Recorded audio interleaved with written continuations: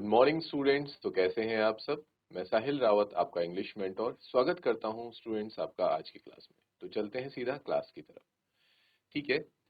जैसा कि आप देख रहे हैं, हम चैप्टर कर रहे थे जो हमारी पोम थी, dad and the cat and the tree. ठीक है, in the last class we discuss this poem. ठीक है, it was a very beautiful poem. ठीक है, आज हम उसके क्वेश्चन आंसर्स करेंगे, बट क्वेश्चन आंसर्स करने से पहले मैं चाह रहा हूँ एक बार हम क्विक रिवीजन कर लें उस पोएम का, और फिर सीधा आते हैं क्वेश्चन आंसर्स की तरफ। ओके स्टूडेंट्स, तो जो ये पोएम थी हमारी, the dad and the cat and the tree, इसमें हमने क्या देखा था स्टूडेंट्स?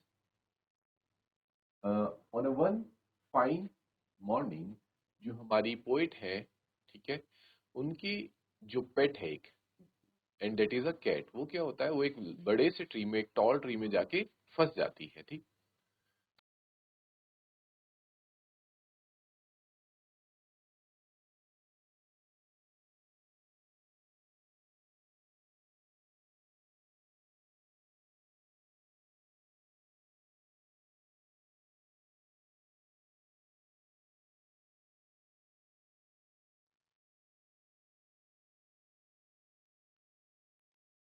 कुछ ऐसा हमारा ट्री है। ठीक है, और ये ट्री का जो ये वाला पोर्शन होता है बच्चों, जो कर्व्ड पोर्शन होता है, यहाँ पे हमारी जो कैट है वो फंस चुकी है। ठीक है, वो ऊपर तो जैसे करके चले गई, बट वो नीचे नहीं आ पा रही।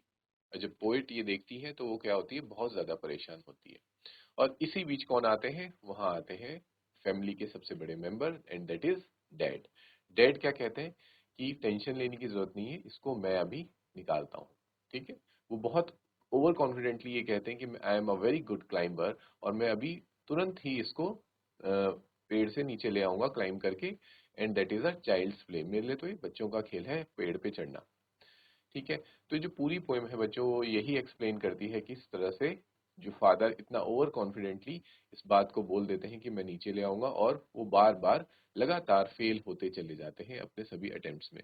उनका plan A, plan B, plan C इस तरीके से फेल होता जाता है, और लास्ट में हमने देखा था स्टूडेंट्स, क्या होता है, वो खुद पेड़ पे फंस जाते हैं, और कैट सेफली नीचे लैंड कर देती है। ठीक, तो प्लान ए के अकॉर्डिंग वो क्या करते हैं students, according to plan A, वो सबसे पहले एक लेडर लेके आते हैं। ठीक है, एक बड़ी सी सीढ़ी लेके आते हैं, उस सीढ़ी को पेड़ पे लगाते हैं, और जैसे ही उस पे चढ़ने लगते हैं, जो मदर होती है, मम, वो बोलती भी हैं कि थोड़ा सावधानी से, थोड़ा केयरफुल होके ऊपर चढ़ना। लेकिन क्योंकि फादर बहुत ज्यादा ओवर कॉन्फिडेंट होते हैं, वो मदर की बात को इग्नोर कर देते हैं और सीधा जल्दबाजी में ऊपर चढ़ने लगते हैं, जिससे कि उनकी जो लेडर है वो स्लिप हो जाती है, and he falls down on the bed of, कह सकते हैं फ्लावर्स के ऊपर, और जो ग्राउंड में जो फ्लावर्स लगाए थे उनके ऊपर आके गिरते हैं, और थोड़ा बहुत इंजर्ड भी हो जाते हैं। बट इसके बावजूद भी वो इस बात को एक्सेप्ट नहीं करते कि उन्हें चोट लगी, क्योंकि ताकि वो एम्बरेस फील नहीं करना चाह रहे थे। ठीक है स्टूडेंट्स, वो बोलते हैं कि प्लान ए फेल हुआ तो कोई बात नहीं, प्लान बी से काम चलाएंगे। फिर वो क्या करते हैं स्टूडेंट्स, याद कीजिए, वो जाते हैं और एक ब्रांच पे जंप करके हैंग कर लेते हैं। ठीक है, एक ब्रांच पे लटक जाते हैं। लेकिन इस बार भी उनको मदर कहती है कि दोबारा मत गिरना, लेकिन वो उनकी बात को इग्नोर करते हैं फिर से। और क्या होता है, जो ब्रांच होती है वो इस बात को जल्दबाजी में ध्यान नहीं देते, जिस ब्रांच पे वो लटकने जा रहे हैं वो branch, that branch was very weak, it was feeble. ठीक है, नाजुक सी ब्रांच होती है वो, और जो कि उनका वेट नहीं संभाल पाती, जिससे कि वो ब्रांच टूट जाती है और फादर फिर से आके नीचे गिर जाते हैं। ठीक है स्टूडेंट्स, ये हमने देखा था।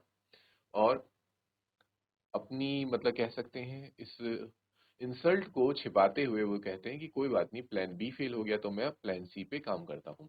अगेन वो he stands up, he studs, and वो फिर क्या करते हैं, जो आपका ट्री है बच्चों, उसके साथ में क्या होती है, एक लॉन्ग वॉल होती है, ऊंची दीवार होती है।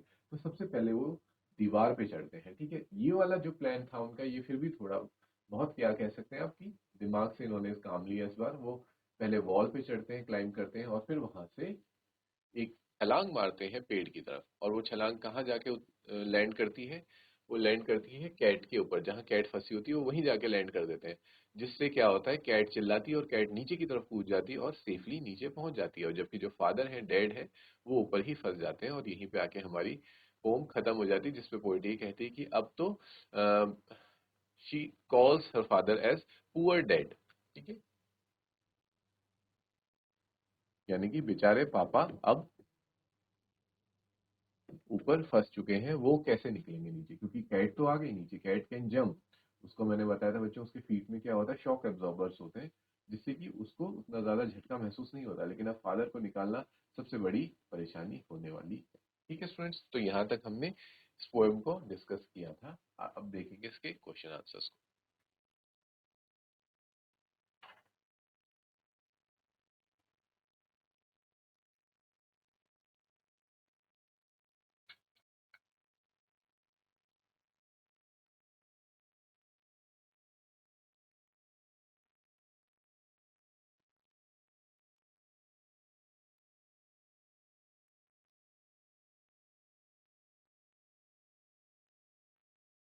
So students, your first question is, I will speak and you will note that question down on your notebook, और उसके बाद हम आंसर डिस्कस करेंगे, उसे भी आप नोट करेंगे, मैं आपको नोट करने का टाइम दूंगा।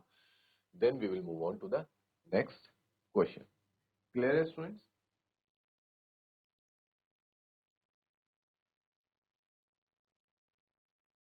So your first question is, why was dad sure that he would not fall? ठीक है, डैड इस बात को लेकर इतना ज्यादा कॉन्फिडेंट और श्योर कैसे थे कि वो नहीं गिरेंगे? ठीक है, क्वेश्चन को नोट कर लेते हैं।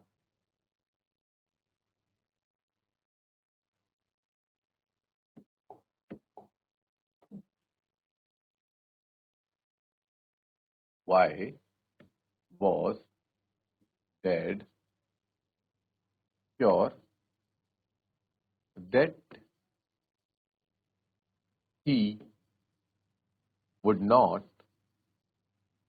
fall?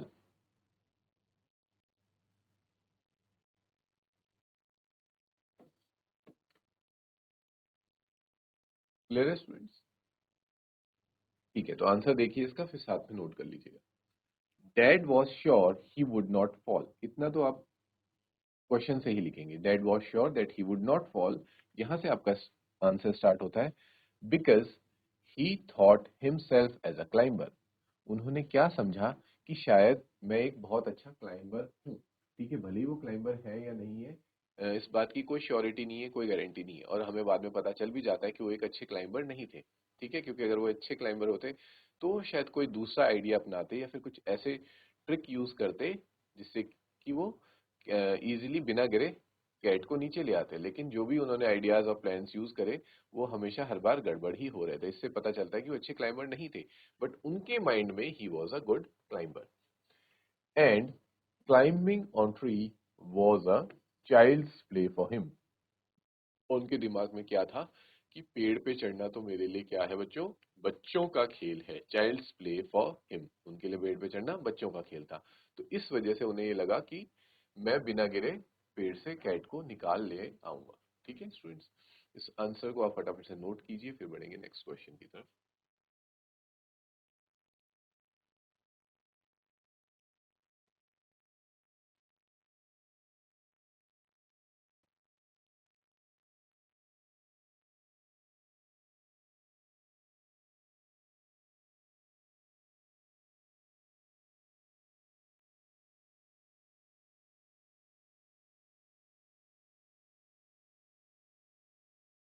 Okay students, I hope you have noted down this answer. Let's move on to the next question। जो हमारा सेकंड क्वेश्चन है, that says,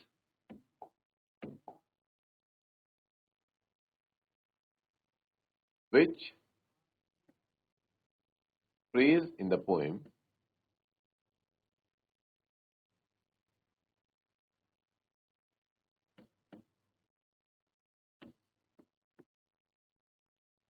expresses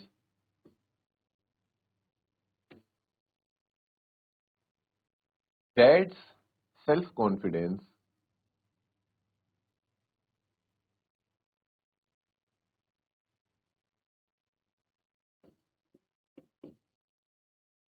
बेस्ट? मतलब आपको इस पोएम में से एक ऐसा फ्रेज ढूंढ करके बताना है जो इस बात को दर्शाता हो, किसको, डैड के सेल्फ कॉन्फिडेंस को, या फिर हम कह सकते हैं ओवर कॉन्फिडेंस को, जो शो करता हो, जो दर्शाता हो। ऐसे किसी फ्रेज के को आपको ढूंढ के बताना है। तो चलिए स्टूडेंट्स देख लेते हैं answer to. The phrase in the poem that expresses dad's self confidence best is. मतलब ऐसा फ्रेज पोएम में जो एक्सप्रेस करता है डैड के सेल्फ कॉन्फिडेंस को सबसे बेस्ट तरीके से, वो क्या था? इन्वर्टेड कॉमर्स में लिखेंगे बच्चों, चाइल्ड्स प्ले दिस इज। बोलते हैं ना ये फादर, हमने अभी भी ये डिस्कस किया था कि जो डैड होते हैं वो क्या बोलते हैं कि पेड़ पे चढ़ना तो मेरे लिए क्या है, चाइल्ड्स प्ले दिस इज, ये मेरे लिए बच्चों का खेल है। Clear students? तो इस फ्रेज से हमें पता चलता है फादर कितने ज्यादा ओवर कॉन्फिडेंट या फिर सेल्फ कॉन्फिडेंट थे। नोट कीजिए इस क्वेश्चन और आंसर को, फिर बढ़ेंगे नेक्स्ट क्वेश्चन की तरफ।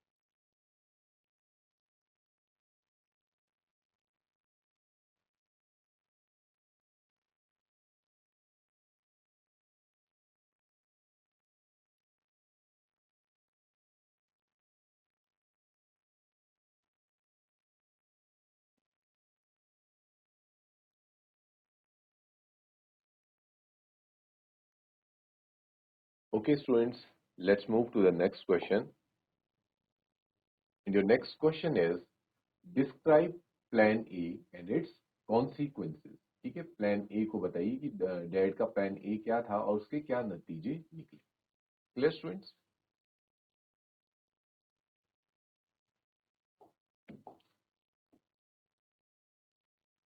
Describe plan A and its consequences.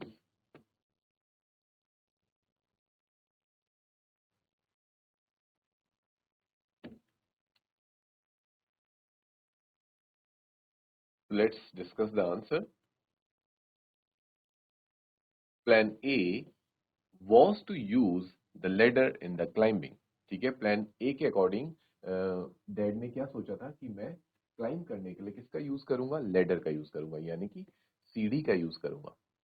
Climbing the tree for bringing the cat down, but अब कॉन्सिक्वेंसेस की बात कर रहे हैं, बट इट स्लिप्ड, पर क्या हुआ, जो लेडर थी वो फिसल जाती है, and dad landed in the flower bed. जैसे कि we have already discussed that dad slips and he falls on the flower bed. नीचे जो फ्लावर्स लगे होते हैं वहां पे आके जाके वो धड़म से गिर जाते हैं।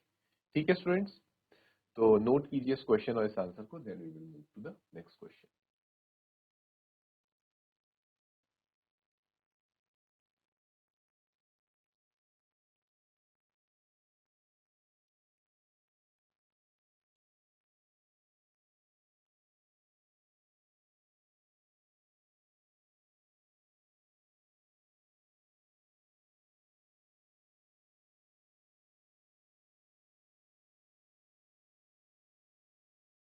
Your next question is, students, that the cat was very happy to be on the ground. Pick out the phrases that expresses this. ठीक है, कि जब कैट पेड़ पर से नीचे आ जाती है, और कैसे आती है, जब फादर लास्ट में वॉल की हेल्प से वहां पे लीप लेते हैं, यानी कि छलांग लगाते हैं, और वो छलांग कहाँ जाके लगती है, कैट के ऊपर। और कैट उस वक्त, क्योंकि जो कॉन्फिडेंस पहले फील नहीं कर रही होती, अगर वैसे तो कैट चाहती तो वो पहले भी वहां से नीचे आ सकती थी, पर वो किसी रीजन से डर रही होती।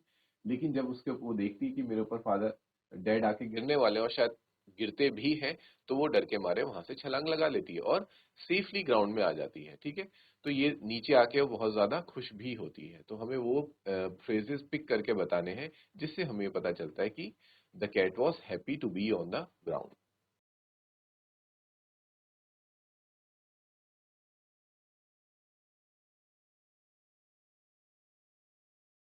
The cat was happy to be on the ground again, the ground again.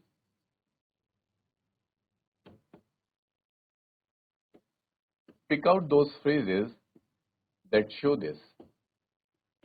Pick out those phrases that show this.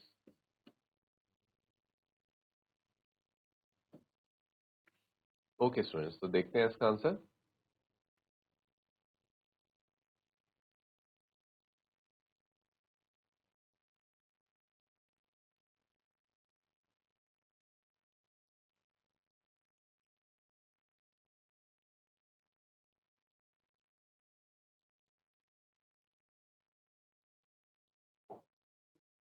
ठीक है, तो फ्रेज क्या है स्टूडेंट्स?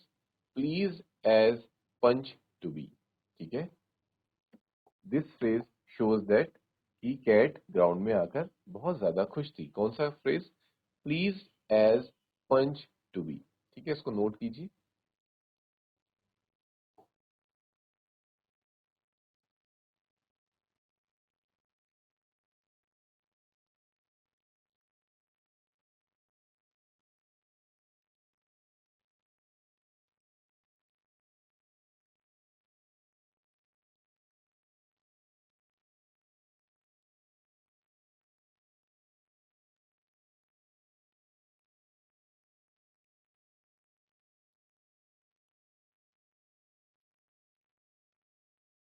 आई होप बच्चों आपने नोट कर लिया होगा। Let me tell you something कि हमने जो ये क्वेश्चन नंबर 4 है वो स्किप कर दिया था। हमने क्वेश्चन 5 किया डायरेक्ट। ठीक है, तो हम एक बार क्वेश्चन 4 को भी दोबारा से देख लेते हैं। Question 4 says students that plan C was a success, then what went wrong. क्योंकि जो प्लान सी था फादर का कि वॉल में क्लाइंब करके फिर वो उसमें जाएंगे, क्या बोलते हैं, ट्री में जंप करेंगे, वो वैसे सक्सेसफुल हो ही गया था, लेकिन लास्ट में फिर क्या गड़बड़ हो जाती है। Plan C was successful, but then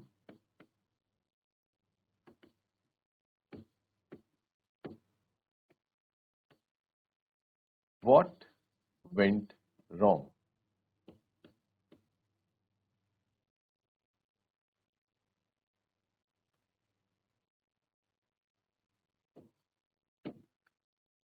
Clear students?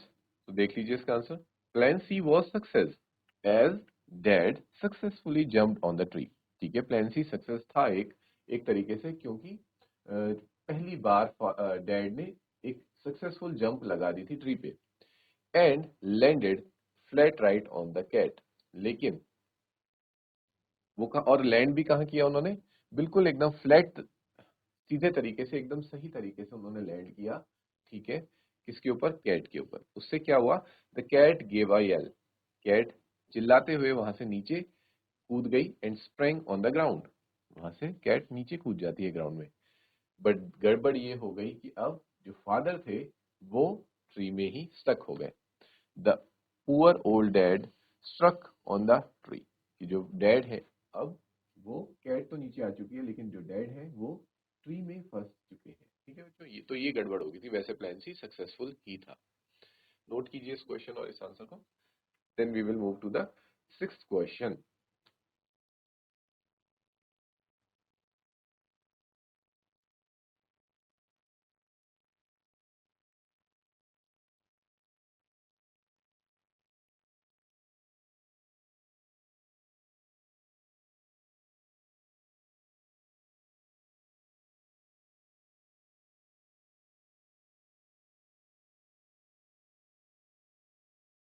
Okay students, I hope you have noted down. Let's move to the next question. अब आपको डिस्क्राइब करनी है, describe the cat and dad situation in the beginning and then at the end. Beginning में cat की क्या situation थी और dad की क्या सिचुएशन थी। ठीक है, और एंड आते आते क्या हुआ? कैट की फिर क्या सिचुएशन चेंज हुई और डैड की क्या सिचुएशन हो गई थी। ठीक है, you have to tell this difference.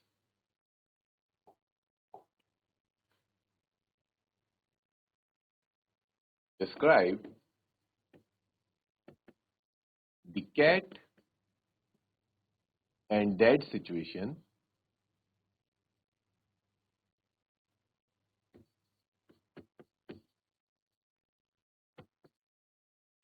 In the beginning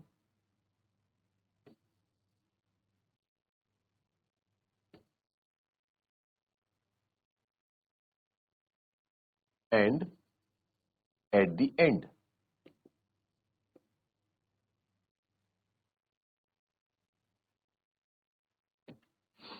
clear students?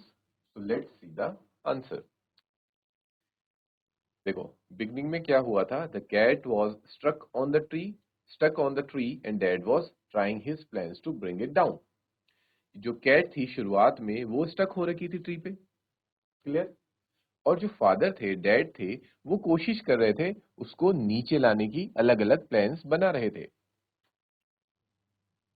In the beginning, शुरुआत में। But at the end of the poem, लेकिन पोएम के एंड में आते आते क्या हो जाता है, the cat spring to the ground.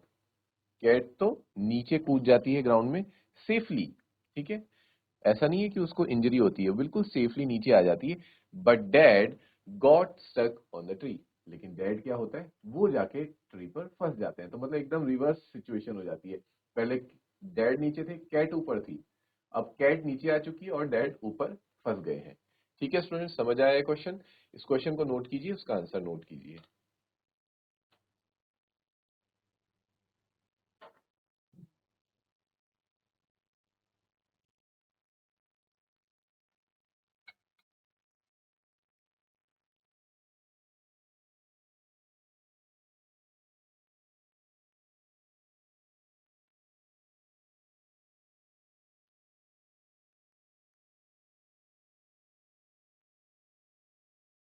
Okay students, बढ़ते हैं अब नेक्स्ट क्वेश्चन की तरफ। ठीक है, अब क्या हुआ था, थ्रू आउट द पोएम हमने देखा था, जब मदर डैड को केयरफुल रहने के लिए बोल रही होती है कि इस बात का ध्यान देना, नीचे मत गिरना, तो डैड कुछ कुछ रिप्लाईज देते हैं। ठीक है, और वो रिप्लाईज कैसे होते हैं, they were full of overconfidence. ठीक, और इसी ओवर कॉन्फिडेंस की वजह से उनको नुकसान भी भुगतना पड़ता है लास्ट में। तो वो सारे क्या क्या वर्ड्स थे जो फादर ने बोले थे, ठीक है, हमें वो सारे वर्ड्स लिख के बताने हैं।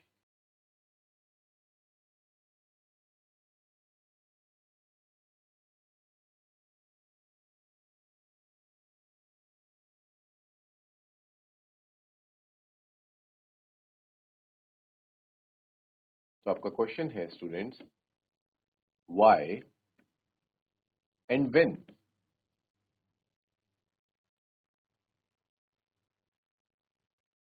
Dad said the following.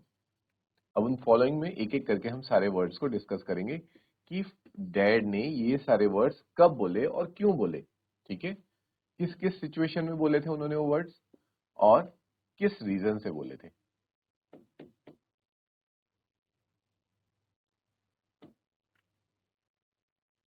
तो पहला वर्ड है बच्चों आपका फॉल। ठीक है, इसी में आता है पहला वर्ड फॉल। ऐसे करके वो कहते हैं फॉल और क्वेश्चन मार्क। तो ये कब कहा था उन्होंने, यहां देखिए, dad said fall when mom warned him about the fall while climbing the tree. He said so scornfully. तो ऐसा वो कब कहते हैं कि जब मदर कह रही होती है, मम, ठीक है, मदर यानी कि मम कहती हैं कि आप गिर सकते हैं, यू कैन फॉल। तो उस पे वो मजाक करते हुए बोलते हैं, मजाक उड़ाते हुए कहते हैं फॉल, गिरूंगा, और मैं, ऐसा हो ही नहीं सकता, मैं तो एक बहुत ही अच्छा क्लाइंबर हूँ। ठीक है, तो इस सिचुएशन में वो इस वर्ड को बोलते हैं फॉल, वो भी क्वेश्चन मार्क के साथ। ठीक है स्टूडेंट्स, तो नोट कीजिए इसको। ये है आपका फर्स्ट वाला आंसर, फॉल का आंसर यहाँ पे है।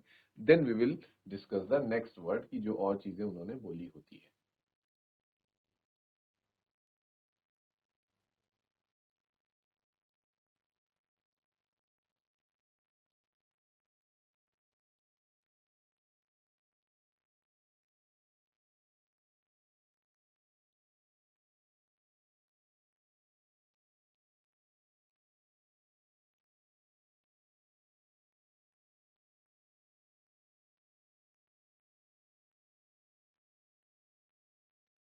So students, next word is never mind.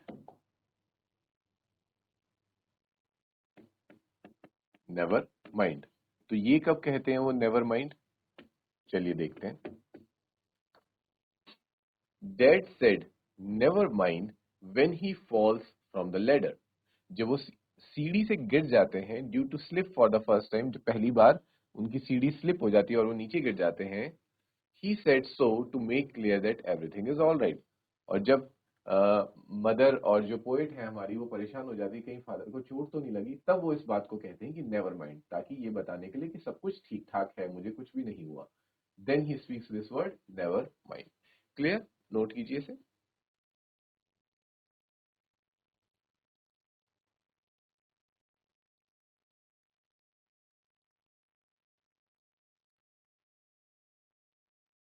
Next word आता है बच्चों हमारे पास third, that is when he says funny joke. तो फनी जोक वो कब कहते हैं? Funny joke. देखिए the students, dad said funny joke when mum warn him of falling again. ठीक है, जब मम उन्हें दोबारा से वार्न करती हैं कि तुम दोबारा मत गिरना, एक बार तो गिर चुके हो, दोबारा मत गिरना, तब वो कहते हैं कि बहुत ही फनी जोक था। He said so because he was over confident of the success of his plan B. वो ऐसा इसलिए कहते हैं क्योंकि वो बहुत ज्यादा ओवर कॉन्फिडेंट होते हैं कि जो उनका प्लान बी है वो तो फेल हो ही नहीं सकता। ठीक है, नोट कीजिए इसे स्टूडेंट्स।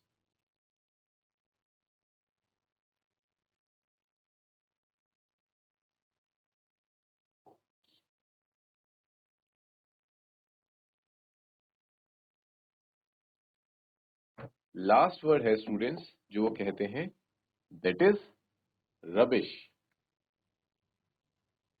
रबिश का मतलब किस सेंस में यूज किया है? वैसे तो रबिश आप किसी भी बेकार चीज को रबिश कहते हैं, कूड़ा वगैरह ये सारी चीजें हो गई, जो भी बेकार चीज है, यूजलेस चीज है, उसको हम रबिश कहते हैं।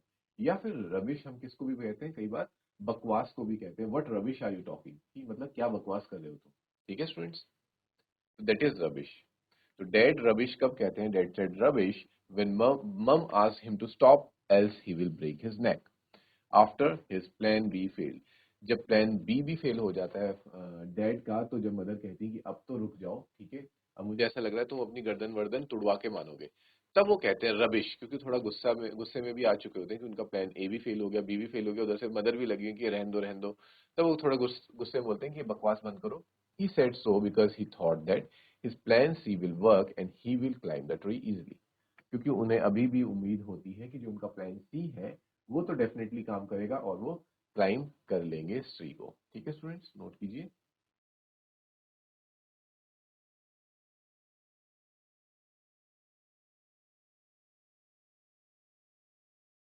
ओके, तो लास्ट क्वेश्चन है बच्चों हमारा,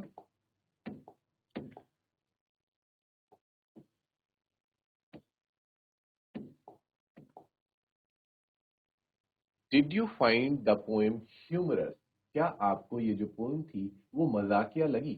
और अगर मजाकिया लगी तो उसमें से कौन सी लाइन है जो आप जिसे जिसे देख मतलब सुन के आपको हंसी आई? Did you find the poem humerus?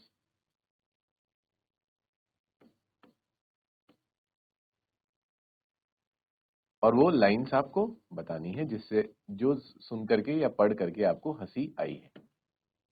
Yes, इसका आप आंसर देते हुए कहेंगे yes, the poem is humorous. It draws funny situation of dad while climbing trees. क्योंकि इसमें हमें फनी सिचुएशंस बताई जा रही है कि डैड किस तरह से क्लाइंब कर रहे हैं और गिर रहे हैं। ठीक है, moreover dad over confidence of climbing tree added more humour. और जो डैड इतना ज्यादा ओवर कॉन्फिडेंस दिखाते हैं और बार बार उनका ओवर कॉन्फिडेंस टूट जाता है, इससे पोएम में और ज्यादा ह्यूमर बढ़ गया। The dialogue is written in more funny way. और इन्हीं डायलॉग्स को बहुत ज्यादा फनी वे में भी लिखा गया था। तो इसी के साथ बच्चों हमारी इस पोएम के क्वेश्चन आंसर भी आज फिनिश हो जाते हैं। So we will meet in next class with some new chapter. Till then take care, have a good day and thank you students.